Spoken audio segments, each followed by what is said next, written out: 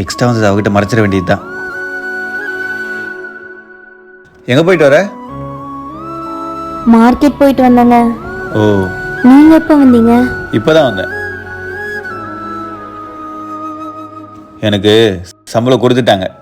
அப்பாடா, ரொம்ப சந்தோஷங்க. நான் கூட இருந்த காசுக்கெல்லாம் மளிகை சாமான் வாங்கிட்டு வந்துட்டோம். வீட்டு செலவுக்கு என்ன பண்றதுன்னு யோசிச்சுட்டு இருந்தேன். இப்போதாங்க கொஞ்சம் தைரியமா இருக்குது. இந்தா.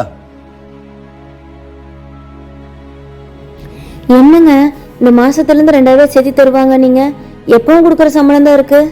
ஆமாம், ஏற்றி கொடுக்குறேன்னு தான் சொல்லியிருந்தாங்க. ஆனால் இன்னும் கொடுக்கல. எனக்கு தெரிஞ்சு இன்னும் 2-3 மாதம் ஆகும்னு நினைக்கிறேன். ஓ சரிங்க. ஆ, இது என்ன பேப்பரு? இது என்னம்மா?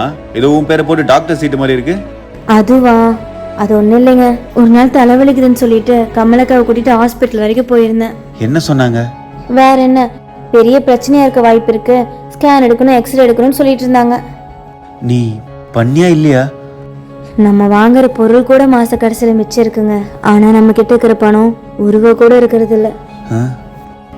வா ஒரு நிமிஷம். எனக்கு இந்த மாதம் சம்பளத்தில் 2000 ஏற்றிதமாக கொடுத்துருக்காங்க. இதை வச்சு மெடிக்கல் செலவை பாரு. ஆஹா, இல்ல இல்லைங்க, நீங்க பண்ணதான் கரெக்ட். என்கிட்ட இருந்து ஏதாவது செலவாயிரும், நீங்களே வச்சிருங்க. அப்போ மெடிக்கல் செலவுக்கு டாக்டர் 1000 சொல்லுவாங்க. அதெல்லாம் பார்த்தா நம்ம குடும்பம் நடத்த முடியுமா? அதிகமாகும் போது பார்த்துக்கலாம், விடுங்க.